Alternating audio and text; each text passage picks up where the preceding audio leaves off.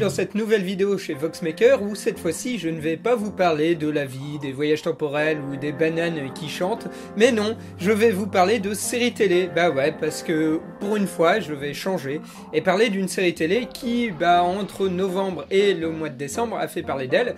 Au mois de novembre parce qu'elle fêtait son épisode des 50 ans et au mois de décembre parce qu'elle fait son traditionnel épisode de Noël. Je veux bien entendu parler de Doctor Who, cette série assez géniale, et je vais d'ailleurs vous faire le top 5 des différentes bananes que l'on trouve dans la série. Je peux savoir pourquoi tu fais un top 5 sur la série que je préfère? Je sais pas, peut-être parce que je suis le plus grand fan de Doctor Who de ce site. Je suis un plus grand fan de Doctor Who que toi. J'ai des tas de trucs, genre un tournevis Sonic. Et moi aussi j'ai un tournevis Sonic. Oh attends, est-ce que j'ai dit un tournevis Sonic? Oh pardon, je voulais dire 5 tournevis Sonic. Notamment celui de River Song. J'ai aussi un badge I Love Doctor Who. Bon, il doit être quelque part au milieu de tous ces badges et de ces accréditations, mais je l'ai, hein. C'est moi qui te l'ai offert, ce badge. J'ai un deck en peluche. Il est pas mignon. Et moi aussi j'ai un Dalek. C'est R2D2 ça. Mais si, c'est un Dalek, regarde. Exterminate. Je te signale que j'ai utilisé le générique de Doctor Who dans ma série Alert Spoiler. Et alors, j'ai utilisé le générique de Doctor Who comme sonnerie de portable. Ça vaut tout autant. Dans Alert Spoiler, encore une fois, je conduis mon propre TARDIS et j'y fais des tas de références à la série. Je suis même cité sur Wikipédia pour ça. Wikipédia, comme c'est mignon. Tu sais que je connais bien ce site. Il n'y a pas une page sur Doctor Who, sur les personnages secondaires, sur les épisodes de la série classique, sur les aliens même, qui n'aient été corrigés, rédigés, quand ce n'est complètement ajouté par moi. Ça te pose un expert, hein? Ah si tu fais un top 5 sur Doctor Who, moi je fais un top 10. Eh si tu fais un top 10, moi je fais 2 top 5. Mais si tu fais un double top 5... Ah, je t'ai mouché, hein? Ça veut dire que tu fais un top 10. Allons-y! Merde! Allons-y!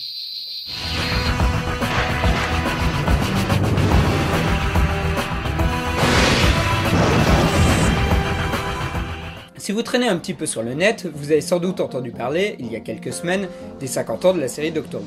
Doctor Who est une série extrêmement foisonnante, et en tant que grand fan de la série, j'ai lu énormément d'articles du style « Les 10 ou 50 choses que vous ne savez pas sur Doctor Who ». Or, la plupart de ces articles étaient remplis soit de choses que tout le monde connaît. En fait, Doctor Who, Who c'est pas vraiment son nom de famille. Ça veut dire Doctor Qui en anglais, parce qu'en fait, on ignore comment il s'appelle. Soit de choses qui n'intéressent strictement personne. Vous saviez que Matt Smith, il a mis plusieurs jours à trouver son costume?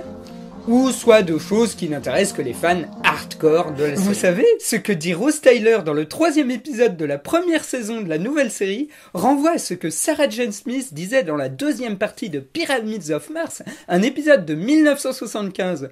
C'est incroyable! Attends, il y a tellement de choses à dire sur Doctor Who. En 35 ans de production de la série, il y a eu énormément d'anecdotes et de coïncidences amusantes qui sont à la fois compréhensibles pour un grand public qui n'a pas ou peu entendu parler de Doctor Who, et pour les fans de la série. Du coup, je m'y colle. Bon, je vais quand même réexpliquer le concept là, pour les 2-3 au fond qui n'ont pas vu la vidéo du Fossoyeur de film, de Ruffio ou d'Alain Carazé sur le sujet. Pour faire simple, Doctor Who, c'est une boîte de Lego. Une boîte de Lego que la BBC s'est offerte en 1963, à l'époque où il leur fallait un programme jeunesse pour remplir leurs cases du samedi après-midi. Cette boîte de Lego, ils l'ont donnée à un groupe de 4 scénaristes pour qu'ils fassent la base. Un groupe de scientifiques qui voyagent dans l'espace et le temps, regroupés autour d'une figure paternelle, un vieil homme âgé et mystérieux dont on ne connaîtrait pas le nom. Puis ils ont passé le jeu à un producteur qui a un peu modifié les briques de base. Tiens, il faudrait que le groupe soit accompagné d'une jeune fille pour toucher les plus jeunes. Puis un scénariste est passé pour écrire un pilote et il a rajouté quelques briques. Il faudrait que le vaisseau ait la forme d'une cabine de police. Tiens, et appelons le vaisseau le TARDIS. Tiens, et appelons le vieil homme le Docteur. Comme le vieil homme n'a pas de nom, on pourrait appeler la série Doctor Who. Lorsque les pièces ont pris forme, ils ont donné le jeu à une productrice, des scénaristes et des réalisateurs qui ont rajouté à leur tour des briques. On apprend que le Docteur est un extraterrestre. Le Docteur croise des méchants aliens, les Daleks. C'est un succès, on les ramène.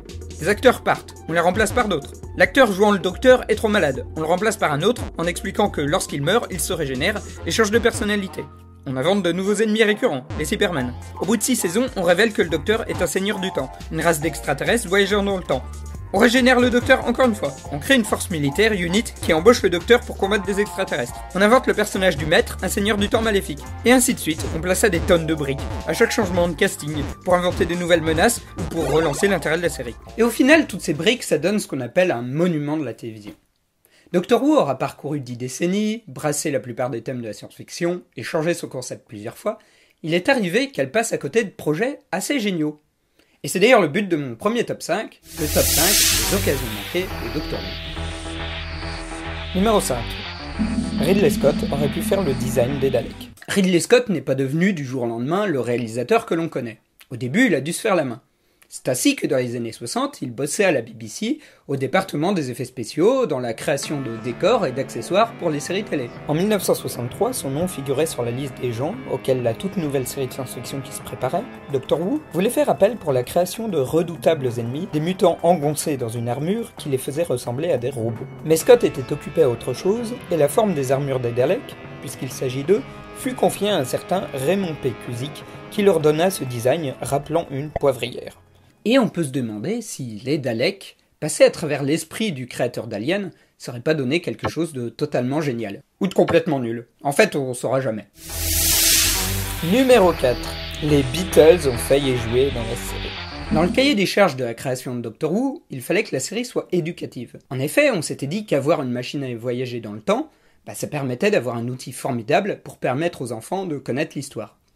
Dans les faits, ça faisait un peu chier les scénaristes. Ainsi, en 1965, dans l'épisode The Chase, le docteur utilise un visualisateur d'espace-temps, une machine permettant de voir n'importe quel événement historique.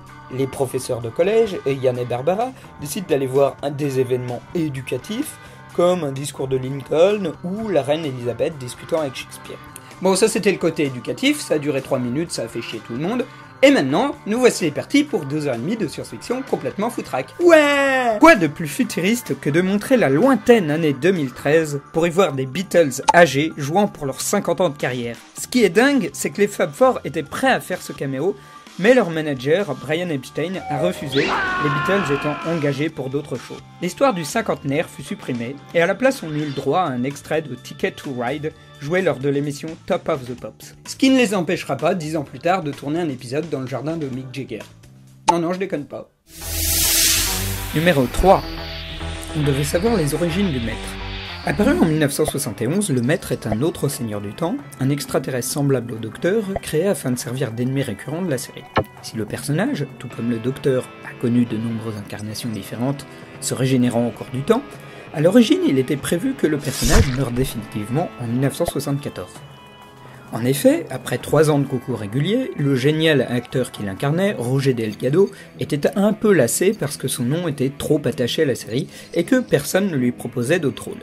Les scénaristes envisagèrent d'écrire un épisode où il se sacrifierait définitivement afin de protéger son ennemi de toujours, et à l'occasion, son origine serait révélée. Selon certaines sources, l'épisode aurait révélé que le maître et le docteur sont frères. Mais selon d'autres sources, les deux personnages devaient avoir été dans le temps, une seule et même personne, sorte de yin et de yang, s'étant séparés il y a longtemps. Hélas, Roger Delgado mourra dans un accident de voiture avant même la scénarisation de cet épisode. Du coup, c'est encore un truc qu'on ne saura jamais. And what is he to you? Like a colleague or... Friend at first. Thought you were going to say he was your secret brother or something. You've been watching too much TV. Numéro 2. Les origines de Docteur auraient pu être révélées. Le fait que les origines du Docteur, et notamment son nom, sont totalement inconnues fait partie de l'ADN de la série. Pourtant, ce n'a pas toujours été le cas, et il est arrivé que des producteurs ou des scénaristes veuillent que l'on voit les origines du personnage. Une fois, dans la première version du pilote, le docteur avouait alors venir du 54e siècle, mais ces lignes furent ôtées afin d'ajouter du mystère au personnage. En 1989, les scénaristes et producteurs de Doctor Who prévoyaient de révéler que celui-ci était en fait un des fondateurs de la race des Seigneurs du Temps. Cela ne se fit pas car la série ne connut pas de saison 27. Et enfin, 1 ou 2 ans après le retour de Doctor Who en 2005, la BBC approcha Russell T. Davies pour qu'il produise une série pour enfants racontant la jeunesse du docteur. Pensant, à raison, que cela dénaturerait le mystère, il détourna le projet pour créer un spin-off sur Sarah Jane Smith. Et ses origines ne furent jamais révélées. Numéro 1. Le projet d'adaptation au film. En 2004. Lorsqu'on dit que la série a été annulée en 1989, ce n'est pas tout à fait vrai. En réalité, elle n'a pas été reconduite. La BBC savait qu'il y avait encore des choses à faire, mais elle n'a pas fait de saison 27 parce que l'audience n'était pas au rendez-vous et qu'il n'y avait pas des masses de producteurs pour se mouiller. C'est ainsi que quand ils ont réussi à avoir des fonds canadiens en 1996, on a pensé que ça y est, la saison 27 allait arriver. Et le résultat fut plutôt décevant, au point que Paul McGann a traîné pendant des années la réputation de l'homme qui avait détruit Doctor Who. Je trouve ça un petit peu con parce que le téléfilm a 4000 défauts, mais Paul McGann n'en fait pas du tout partie. Il était sympa en Docteur. Si la BBC a mis presque 10 ans pour faire une nouvelle saison, malgré la motivation de plusieurs producteurs, c'est aussi parce qu'ils gardaient la licence afin d'en faire un film de cinéma destiné à être diffusé en 2003 à l'occasion des 40 ans de la série. Le projet devait être épique et peut-être relancer la saga sous forme de film, un peu comme Star Trek. Mais le scénariste et réalisateur avec lequel il travaillait fit tellement traîner le projet d'année en année que l'idée fut abandonnée et que la BBC confia le projet à Russell T Davies, qui fit du nouveau Doctor Who le succès international que l'on connaît. Ah, le nom du réalisateur, c'était Paul W.S. Anderson. Attends, Paul W.S. Anderson? Attends, le débile qui a réussi à rendre chiant au possible le combat entre Alien versus Predator? Le mec qui a fait l'une des pires sagas de l'histoire du cinéma avec Resident Evil? Le taré qui a fait les 3 mousques? Ah bah en fait, mettre dans une œuvre d'Alexandre Dumas des vaisseaux de Final Fantasy 3? Non, ça va parfaitement avec l'esprit de Doctor Who en fait. Mais pas touche quand même, Polo! Quand on connaît le personnage, on peut se dire que le film se serait barré assez vite en couille. Paul W.S. Anderson a la fâcheuse manie de mettre sa femme, Mila Jovovich, un peu partout dans ses films, ou sa bonne copine, Michelle Rodriguez, dans des rôles de badass bien agressive, ce qui est assez loin de la philosophie de Doctor Who. On se dit que le film aurait pu donner un gros porte-nawak. Même si la série n'est pas en reste, niveau porte-nawak et trucs stupides. Et c'est d'ailleurs le but de mon prochain top 5, le top 5 des... Je vais commencer à manquer de batterie là les gars. Puis j'en vois là, certains qui sont en train de dormir. Ouais, ça vous dit qu'on recommence la semaine prochaine? Après tout, on a tout le temps. Bon allez, hop. À la semaine prochaine!